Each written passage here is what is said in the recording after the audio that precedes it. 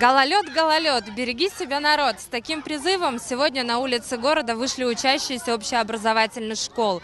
Ежегодная акция ГИБДД стартовала в Якутске. Она призывает всех пешеходов и автовладельцев соблюдать правила дорожного движения в условиях гололеда. Сегодня в рамках всероссийского профилактического мероприятия «Прогноз безопасности» мы проводим акцию. Мы выбираем безопасный прогноз на дороге. С какой целью проводится это мероприятие? Ну, вообще, в целом, всероссийское мероприятие и наша акция проводится с целью привлечения внимания участников дорожного движения к непростым погодным условиям, которые складываются сегодня на наших дорогах.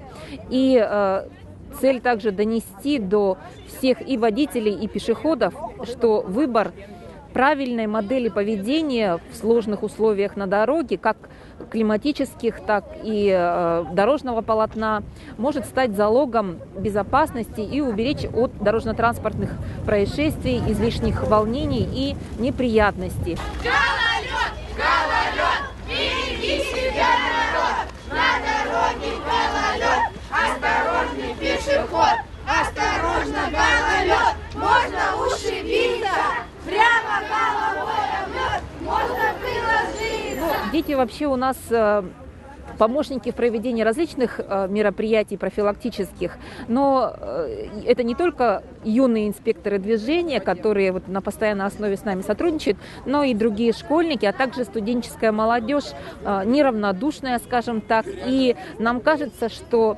говорят, устами младенца глаголит истина, и что, наверное, вот призыв к осторожности, к соблюдению норм безопасности, прозвучавший из уст детей, быстрее, наверное, дойдет до душ, до сердец взрослых, потому что, может быть, госавтоинспекция, давая рекомендации и советы, воспринимается частью населения, ну, слишком так, как по-менторски, да. Поэтому мы надеемся, что голос детей будет услышан. И потом у каждого из этих детей есть мамы, папы, бабушки, дедушки и другие родственники. Я думаю, что дети обязательно расскажут об участии в этом мероприятии своим близким, ну и взрослые, так сказать, под воздействием своих чад, думаю, будут внимательны и осторожны.